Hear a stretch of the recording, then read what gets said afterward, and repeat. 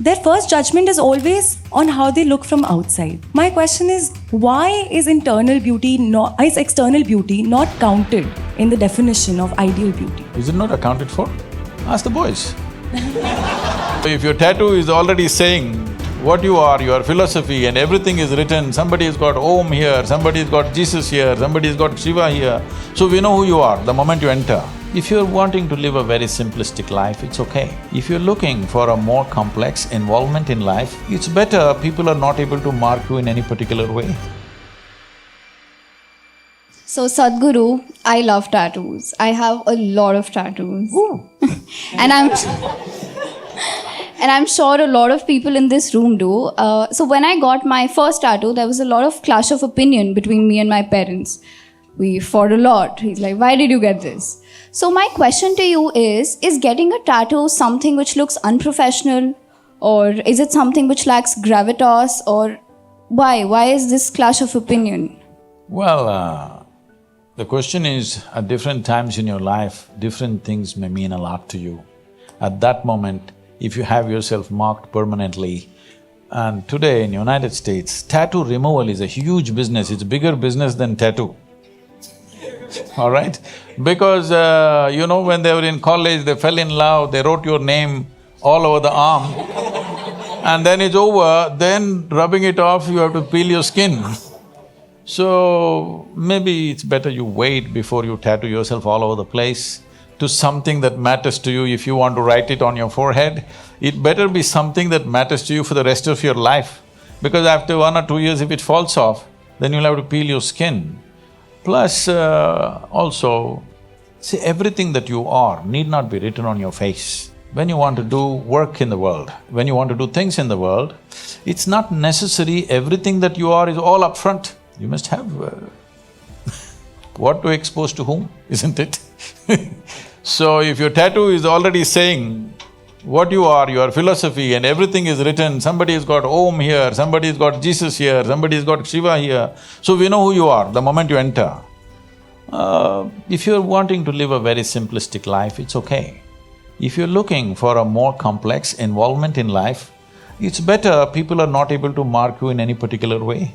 So, since we're talking about tattoos, Sadhguru, my question is that most of us get compliments on Shall I tell you my experience with tattoos? No, I don't have any. I'm too dark for the tattoos, what to do? Is there a white color tattoo? Okay. I was… we've been working in the prisons, both in India and United States. This movement is called Inner Freedom for the Imprisoned. It's a very touching movement. So when I was in Kentucky Correction Center, it's a high-security prison, there was one guy who's a tattoo maker. He makes tattoos. So I was doing a 10-day program there for these prisoners, so they got really pally with me. Then they revealed, I said, where do you get these tattoos? Within the prison. Everything is searched, okay?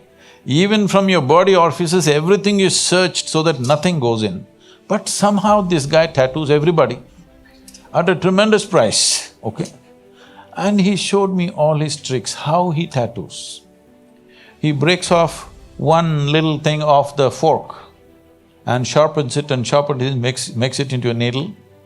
Anything little plastic he gets, bits and pieces of plastic he gathers, melts it out, and different colors.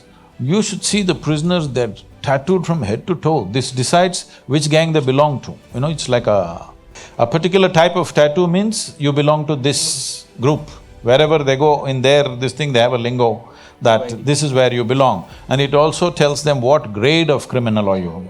Okay. Are you really high grade or low grade criminal? Literally entire torso is always tattooed for most of them, and this is the guy who does it. And all these people, they have made this thing that they owe him.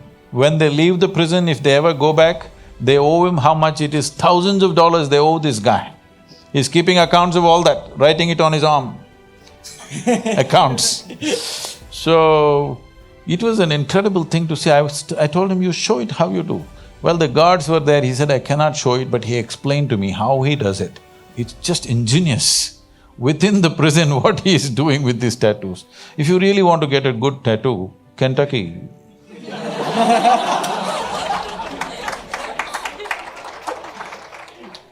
Right.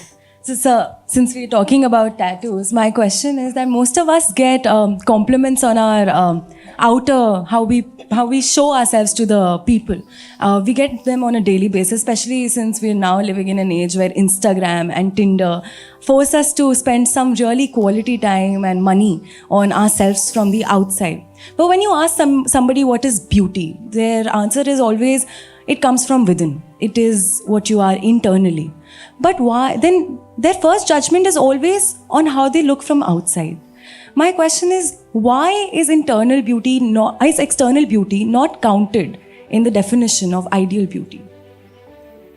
Well, who said it's not counted? It is counted, isn't it so? Is it not counted? Is it not accounted for? Ask the boys.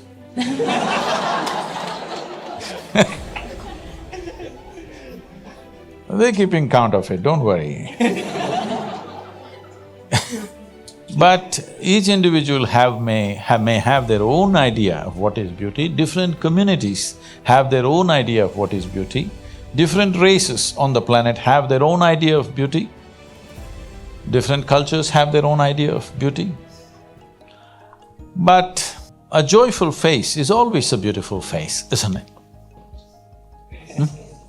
Anybody, whatever the shape of the nose or chin, when they're joyful, it is always a beautiful face. So, if your nose is not the right shape to pass through whatever, I don't know what template they have to pass, if you have a joyful face, you're always a beautiful face, you can maintain that. But what individual people think is beauty is a very prejudiced kind of element. This happened. Can I tell you a joke? It's okay? Madame Massoud thought that she's a connoisseur of art. One day she went to a modern art museum and from artwork to artwork she went passing really nasty comments about everything. Then she came to a particular piece and said, "This is horrible. Who is the artist? There is no name either." So the museum curator, he came and said, "Ma'am, that's not an artwork, it's a mirror."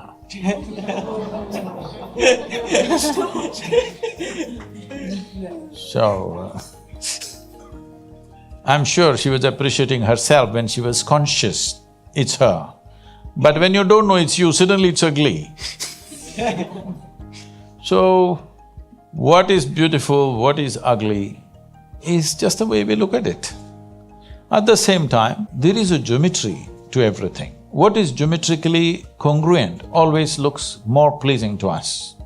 Whatever is geometrically congruent, not only human bodies and faces, I'm saying anything that is geometrically in a certain way, which is congruent, and there is certain cohesiveness about it, it will create a certain beauty about it. It may be just two lines, but it looks nice. So that is one thing you can fix by doing a little bit of yoga, you can become geometrically congruent. Even if my nose is not okay, but